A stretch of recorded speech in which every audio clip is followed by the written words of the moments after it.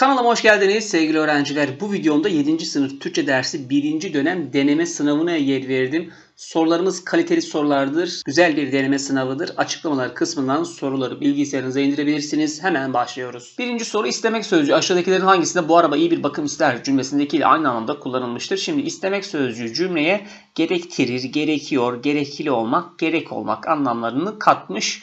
Bu arabaya iyi bir bakım gerekiyormuş. Evet, saydığım anlamlardan bir tanesini seçeneklerde arayalım. Denizli ister ki bu tarihi evler gelecek nesillere kalsın. İstemek sözcüğü cümleye dilemek anlamı katmış. Dilerim ki bu tarihi evler gelecek nesillere kalsın. C'den devam edelim. Sabahın bu erken saatlerinde müdür beni niçin ister? İstemek sözcüğü cümleye müdür beni niçin görme isteği duyar anlamı katmış ya da müdür bu adamı yanına çağırıyormuş. Çağırıp görmek istiyormuş. Bursa'dan devam ediyoruz. İçeri girmek yerine bahçede oturmayı ister. Bahçede oturmayı arzuluyormuş. Oturmaya istek duyuyormuş. Demek ki cevap Adana. Sporda kalıcı başarı sürekli çalışma ister. Yine istemek sözcüğü cümleye gerektirir anlamı katmış arkadaşlar. Şimdi kalıcı başarı için ne gerekiyor? Sürekli çalışma gerekiyormuş. Evet, istemek sözcüğü yukarıda cümlede geçen istemek sözcüğü ile aynı anlamda kullanılmış. Yukarıda arabaya iyi bir bakım gerekiyormuş. Aşağıda da kalıcı başarı için sürekli çalışmak gerekiyormuş. Evet, cevap Adana. İkinci soru aşağıdaki cümlelerin hangisinde davranışlarıyla çevresindeki insanların sevgisini, beğenisini ve güvenini kazanmak anlamında bir deyim kullanılmıştır? Adana kullandığı renklerden dolayı tabloları göz alıyordu. Göz almak, ilgi çekmek, dikkati üzerine çekmek, toplamak anlamlarına gelen bir deyimdir. Tablolarında kullandığı renkler dikkati üzerine topluyormuş. Cevap Adana olmuyor. B. Süslü cümleleri göz boyamaya yetmedi. Göz boyamak, kandırmak, yanıltmak, gösterişle aldatmak anlamlarına gelen bir deyimdir. Süslü cümleler ile insanları kandırıyormuş. C. Her türlü zorluğu göze alarak mücadelesine devam ediyordu. Göze almak, gelebilecek her türlü zararı, tehlikeyi önceden kabul etmek anlamında kullanılan bir deyimdir. Demek ki cevap Denizli. Özverili çalışmalarıyla göze girmeyi başardı. Göze girmek, davranışlarıyla çevresindeki insanların sevgisini, beğenisini ve güvenini kazanmak anlamına gelen bir deyimdir. Evet, çalışmalarıyla çevresindeki insanların güvenini kazanmış, sevgisini kazanmış, beğenisini kazanmış. Cevap Denizli. 3 numaralı soru. Numaralandırılmış cümlelerin hangileri arasında neden sonuç, sebep sonuç ilişkisi vardır? İki cümle arasında arayacağım sebep sonuç ilişkisini. Cümle 1, gelecek sayının öykü özel sayısı olacağını bildiriyorsun. Cümle 2, o bakımdan sıcağı sıcağına bir öykü yolluyorum. O bakımdan ifadesi cümleye bu nedenle, bu sebeple anlamı katmış. Demek ki 2 numaralı cümleden önceki 1 numaralı cümle sebep cümlesi oluyor. Yani neden cümlesi oluyor. O halde 2 numaralı cümle sonuç cümlesi. Sonuçta sıcağı sıcağına bir öykü yolluyormuş. Sıcağı sıcağına öykü yollamasının sebebi nedir? Nedeni nedir? Gelecek sayının öykü özel sayısı olacağını bildiriyorsun. Şimdi sebep sonuç cümlelerini dı içine çevirebilirsiniz. Hemen bir numaralı cümleyi dı içine çevirelim. Gelecek sayının öykü özel sayısı olacağını bildirdiğin için sıcağı sıcağına bir öykü yolluyorum. Tabii ki bu durumda o bakımdan ifadesini çıkarıyoruz. Tekrar okuyorum. Ekranda görüyorsunuz. Gelecek sayının öykü özel sayısı olacağını bildirdiğin için sıcağı sıcağına bir öykü yolluyorum. Bu durumda 1 ve 2 numaralı cümleler arasında neden sonuç ilişkisi vardır. Dördüncü soru aşağıdakilerin hangisi bu cümleye anlamcaya yakındır? Cümlede anlam sorusu yaşama pozitif bakabilmek, olumlu bakabilmek, mutlu olmanın anahtarıdır, yoludur, metodudur, yöntemidir. Demek ki mutlu olmak için yaşama olumlu bakacakmışız. Denizli'den başlayalım. Hayatı ciddiye alanlar huzurlu olurlar. Yukarıda ciddiyetten ve huzurdan söz edilmedi. Yaşama olumlu bakmaktan söz edildi. C. Yaptığımız yararlı işler hayatımızı değerli kılar.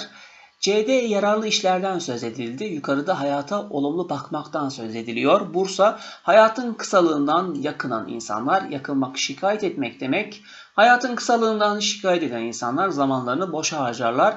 B'de zamanın boşa harcandığından söz ediliyor. Demek ki cevap Adana. İnsanlar hayata olumlu bir pencereden baktıkça, yani hayata pozitif baktıkça mutlu olurlarmış. Yukarıdaki cümleyle hemen hemen aynı anlama geliyor. Cevap Adana. Beşinci soru paragrafın ana düşüncesi hangisidir? Ana fikir istiyor bizden. İnsan sesi güzelliğine yazın kavuşur. Çünkü yaz mevsimi engin mavisiyle umut demektir. Güzelliktir, güzeli düşünmektir. Sanat ilhamları en çok yazın gelir yoklar çalar kapımızı. Yazın yazılanlar, çizilenler daha umut vericidir. İç açıcı şeylerdir. İnsanlar daha güçlü, daha isteklidir yaz mevsiminde. Çünkü yaz mevsimi mutluluk kaynağı imiş. Adana sanatçılar önemli eserlerini yazın meydana getirirler. Şimdi yukarıda sanatçı kelimesi geçiyor ama daha doğrusu sanat kelimesi geçiyor ama sanatçılar önemli eserlerini yaz mevsiminde yazarlar, çizerler, oluştururlar diye bir ifade yok. Geçelim A'yı. B. Yaz mevsimi insanlara yaşama sevinci verir. Evet, metnin ana fikri budur arkadaşlar. Yani yaz mevsimi insanlara mutluluk verir. Zaten son cümle ne üzerine bakın? Mutluluk üzerine. Çünkü yaz mevsimi mutluluk kaynağıdır. Yaz mevsimi insanlara yaşama sevinci verir. Evet. Şimdi yaz mevsiminde sen umutlanıyorsan, yaz mevsiminde kıpır kıpır oluyorsan tabii ki yaz mevsimi sana yaşama sevinci veriyor demektir. Cevap Bursa oluyor. C. İnsanlar yaz mevsiminde daha iyi anlaşılırlar. Şimdi insanlar iyi anlaşılır olabilir yaz mevsiminde ama yukarıda insanlar iyi anlaşıyor, iyi anlaşılıyor diye bir ifade çıkmıyor. Denizli yazın kırgınlıklar ve küskünlükler son bulur. Tamam son bulabilir ama yukarıdaki metin kırgınlık ve küskünlük üzerine yazılmadı. Cevap Bursa. 6. soru iki düşünce arasında olumludan olumsuz düşünceye veya olumsuzdan olumlu düşünceye geçiş sağlayan ifadelere düşüncenin yönünü değiştiren ifadeler ya da geçiş ve bağlantı ifadeleri denir. Buna göre aşağıdakilerin hangisinde düşüncenin yönünü değiştiren bir ifade kullanılmamıştır? Seçeneklerin üçünde düşüncenin yönünü değiştiren ifade arayacağız. Adana o şehre yerleşmemesi için elinden geleni yaptım ama onu ikna edemedim. Şehre yerleşmemesi için elinden geleni yapıyorsa burada olumlu bir ifade, düşünce var demektir. Ama bağlacından sonraki ifade onu ikna edemedim. Yani olumsuz bir ifade ama bağlacı düşüncenin yönünü değiştirdi. Olumlu düşünceyi olumsuza çevirdi. A'da düşüncenin yönünü değiştiren bir geçiş ve bağlantı ifadesi var. B. Ev tozdan geçilmiyordu. Bakın olumsuz bir ifade. Oysa 2 gün önce her yeri temizlemiştim. Her yeri temizlemiş. Olumlu bir ifade. Oysa bağlacı olumsuz düşünceyi olumlu düşünceye ne yaptı? Bağladı. Düşüncenin yönünü değiştiren bir geçiş ve bağlantı ifadesi artımıza atalım. C. Yağmur çok da yağmıyordu. Yalnız üstü başı sırılsıklam olmuştu. Yağmur yağmıyormuş. Olumlu bir durum anlatıyor. Fakat üstü başı sırılsıklam olması olumsuz bir ifadedir arkadaşlar. Yalnız bağlacı ne yaptı? Olumlu ifadeyi olumsuz bir ifadeye, düşünceye çevirdi. Demek ki yalnız bağlacı düşüncenin yönünü değiştiren bir geçiş ve bağlantı ifadesi. Demek ki cevap Denizli. Çocuklar son olarak soru zarflarına örnek vereceğiz. Denizli'de düşüncenin yönünü değiştiren bir ifade yok. Bir geçiş ve bağlantı ifadesi yok. Denizli'de özet ve sonuç bildiren bir ifade var. O da son olarak ifadesi arkadaşlar. Doğrudur, geçiş ve bağlantı ifadesidir ama özet ve sonuç bildiren bir geçiş ve bağlantı ifadesidir. Son olarak ifadesi. Dikkat edelim, sınavlarda çıkabilir. Aynı zamanda 7. sınıf konusu. Soru 7. Aşağıdaki altı çizili sözcüklerden hangisi durum fiilidir? Neyi kimi sorularına cevap veremeyen fiiller durum fiili oluyor. Sararmak fiili var A'da. Sararmak fiili oluş fiili. Doğada kendiliğine meydana gelen eylemlere, fiillere oluş fiili deriz. B. Elindeki kağıda güzel bir lale resmi çizmişti. Çizmek fiili iş fiili. Neyi kimi ne sorularına cevap verebilen fiiller iş fiili oluyor. Ne çizmişti? Güzel bir lale resmi çizmişti. Bakın cevabı zaten cümle içinde geçiyor sorunun. C'ye bakalım. Sabahtan beri misafirleri için yemek pişiriyordu. Pişirmek iş fiili. Neyi pişirmek? Ne pişirmek? Ne pişirmek? Yemek pişirmek arkadaşlar. Bakın sorunun cevabı cümle içerisinde geçiyor. İş fiili. Demek ki cevap Denizli. Uyumak fiili her zaman kullandığımız bir durum fiilidir. Neyi uyumak, kimi uyumak, ne uyumak, bu soruların hepsine cevap alamıyorum veya herhangi birine cevap alamıyorum. Bu durumda uyumak fiili durum fiili oluyor. Cevap Denizli. 8. ince sözcüğü aşağıdakilerin hangisinde çobanın elinde kalın bir değnek vardı cümlesindeki kalın sözcüğünün karşıt anlamsız olarak kullanılmıştır? Kalın değnek ne demektir? Bir kere kalın kelimesi burada gerçek anlamda kullanılmıştır. Kalın değnek dediği ince olmayan değnektir. Demek ki kalın kelimesinin karşıt anlamlısı incedir. Peki aşağıda ince değnek anlamına gelen bir ince kelimesi arayacağım. Adana bu makineler ince hesapların ve birbirini tamamlayan bilgilerin ürünüdür. İnce kelimesi burada mecaz anlamda kullanılmış. Ayrıntılı anlamına geliyor. Bu makineler ayrıntılı hesapların ürünü imiş. V'ye bakalım. İnce bir çocuk sesi koridorda yankılanmaya başladı. İnce kelimesi burada tiz anlamına geliyor. Tiz bir çocuk sesi koridorda yankılanmaya başlamış. Cevap B olamıyor. C. Hiçbir hareketi bu gülüşü kadar belirsiz ve ince değildi. İnce kelimesi burada hafif ve gücü az olan anlamına geliyor. Gülüşü hafifmiş, etkisi az bir gülüşe sahipmiş. Hemen D'ye bakalım. Demek ki cevap Denizli. Alt katın pencereleri ince, sık demir parmaklıklarla örtülüydü. İnce parmaklık ne demektir? Kalın olmayan parmaklık demektir. Yani ince kelimesi yukarıda kullanılan kalın kelimesinin karşıt anlamlısıdır arkadaşlar. Cevap Denizli. Soru 9. Parçada numaralanmış cümlelerden hangisi kanıtlanabilirlik yani öznellik, nesnellik açısından diğerlerinden farklıdır? 1. Milli Edebiyat Hareketi'nin öncülerinden olan Ömer Seyfettin hikaye türünde eserler vermiştir. Bu bilgiyi internete açıp ne yapabilirsin? Kanıtlayabilirsin. Yani bilginin doğruluğunu ispatlayabilirsin. Bu durumda 1 numaralı cümle nesnel yargılı cümle. 2. O dilimizin sadeleşmesi için büyük gayret gösteren kıymetli bir sanatçıdır. Büyük gayret göstermek ve kıymetli ifadeleri cümleye kişisel düşünce katmış yani öznellik katmış. Bu durumda 2 numaralı cümle öznel yargılı cümle çünkü 2 numaralı cümleyi kanıtlayamam. Şimdi cevap çıkacak. 3 eserlerinin anılarından, tarihteki kahramanlıklardan ve günlük yaşamdan aldığı konularla oluşturmuştur. Eserlerinin konusunu nasıl oluşturduğunu bize ne yapıyor? Anlatıyor. Yani eserlerinin konuları hakkında bize bilgi veriyor sevgili öğrenciler. Yani 3 numaralı cümleyi ispatlayabilirsin, kanıtlayabilirsin. Nesnel yargılı cümle bu durumda cevap ne oluyor? 2 oluyor. 2 numaralı cümleyi kanıtlayamazsın. Kanıtlayamadığın cümleler öznel yargılı cümle oluyor. Demek ki 4 numaralı cümle yine nesnel yargılı cümle. Olayları öne çıkaran ve çoğunlukla beklenmedik bir sonla biten hikayeleri vardır. Açarsın hikayelerini, evet dersin abi bu adamın hikayeleri beklenmedik bir sonla bitiyor dersin. Yani anlatılan 4 numarada ifade edilen durumu kanıtlayabilirsin, ispatlayabilirsin. 4 numaralı cümle yine nesnel yargılı cümle. 10. soru fiilde zaman kayması ile ilgili bir soru. Aşağıda zaman ve anlam kaymasına uğramış fiillerle kurulan cümlelerden hangisi anlam olarak yanında belirtilen zamanı ifade etmektedir? Şimdi bu tarz sorularda öncelikle çekimli fiili bulmanız gerekiyor. Adana büyük ihtimalle bu yaz tatile Trabzon'a gideriz. Gideriz çekimli fiil. Fiile verilen kip geniş zaman eki kastedilen anlatılmak istenen zaman gelecek zaman arkadaşlar. Büyük bir ihtimalle bu yaz tatile Trabzon'a gideceğiz demek istiyor. Fakat açıklamada geniş zaman yazıyor. Yani A yanlış oluyor. Bursa başka bir fotoğrafta babamla masa başında kiraz yiyoruz. Fiilimiz yiyoruz. Fiilde verilen kip yor şimdiki zaman eki kastedilen anlatılmak istenen zaman geçmiş zaman arkadaşlar. Açıklama doğru oluyor.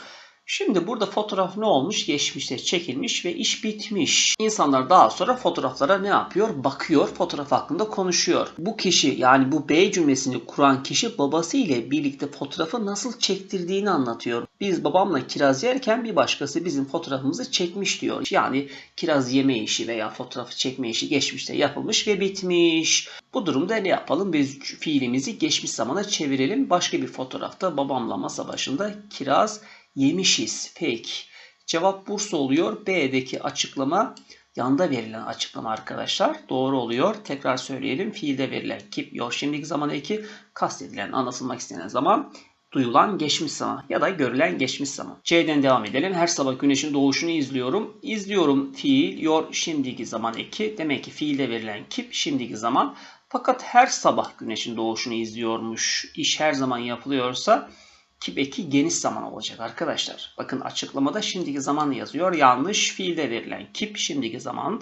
Kastedilen anlatılmak istenen kip geniş zaman. Her sabah güneşin doğuşunu izlerim demek istiyor. Denizli yazar okuduğum bu kitapta doğduğu kasabayı ayrıntılı olarak anlatır. Anlatır çekimli fiil geniş zaman eki. Fiilde verilen kip geniş zaman. Fakat kastedilen zaman gelecek zaman mı arkadaşlar? Kastedilen zaman geçmiş zaman olması gerekiyor. Çünkü yazar kitabını önceden yazdı ve bitirdi.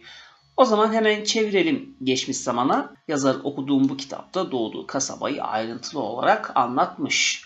Fiilde verilen kip geniş zaman, kastedilen kip geçmiş zaman olacak. D'de yanlış. Cevap Bursa. Sevgili öğrenciler fiilde zaman ve anlam kayması Türkçenin güzelliğidir. Fiilde zaman ve anlam kaymasının olduğu cümlelerde ne anlatım bozukluğu vardır ne de yazım yanlışlığı vardır. Bunlara dikkat edelim. 11 aşağıdaki cümlelerin hangisinde eylemin konuşma anından önce yapıldığı anlamı vardır? Eylem konuşma anından önce yapılıyorsa yani iş konuşma anından önce yapılıyorsa iki tane zaman gelecek aklımıza. Duyulan geçmiş zaman mış muş ve görülen geçmiş zaman dı di du dü tı ti ve tu tü. İstersen bu sorunun üstesinden gelirsin çekimli fiil. Geniş zaman ekidir. Geniş zamanda iş geçmişte şimdi ve gelecekte yapılabilir. Cevap Adana olmaz.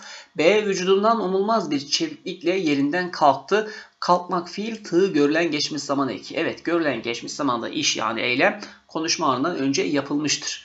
Yerinden hızla kalkmış bu kalkma işinin yapıldığını bize daha sonra ne yapıyor?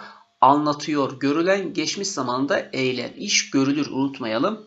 Cevap Bursa oluyor. C bu tablonun satışından elimize bir miktar para geçecek.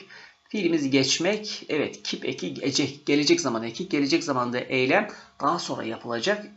eylemin söylenişi yapılma anından önce oluyor arkadaşlar. Denizde eşyaların yerini değiştirme konusunda bir de onun fikrini alalım. Alalım çekimli fiil A istek kipidir. İstek ekidir arkadaşlar. İstek kiplerinde zaman anlamı yoktur. İstek kiplerinde dilek istek anlamı vardır. Cevap Bursa. Soru 12. Aşağıda virgülün işlevleriyle ilgili örnekler sıralanmıştır. Numaralandırılmış cümlelerde virgülün aşağıdaki işlevlerinden hangisinin örneği yoktur diyor.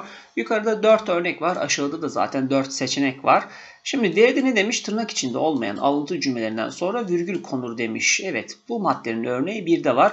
Adana'ya yarın gideceğim bir alıntı ifade. Alıntı ifade dediği başkalarının sözleri. Tırnak içine de alınmamış. Alıntı ifadenin sonuna virgül gelmiş. Bu durumda D maddesinin örneği yukarıda var. Artımızı atalım. Evet, Türkçe gün geçtikçe sadeleşiyor demiş. Bakın evetten sonra virgül gelmiş. Kabul, teşvik, red bildiren kelimelerden sonra virgül konur. Evet ifadesi kabul bildiriyor.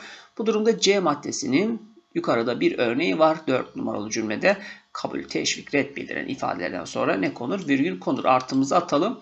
Sessiz dereler, virgül, solgun ağaçlar, virgül, sarı güller, virgül. Burada eş görevli kelime gruplarını ne yapmış? Birbirinden ayırmış.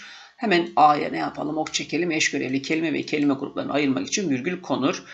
Evet, artımızı attık. Demek ki cevap Bursa. Sıralı cümleleri birbirinden ayırmak için virgül konur. Doğru. Fakat yukarıda sıralı cümle yok. Hangi örnek kaldı zaten? 2 kaldı.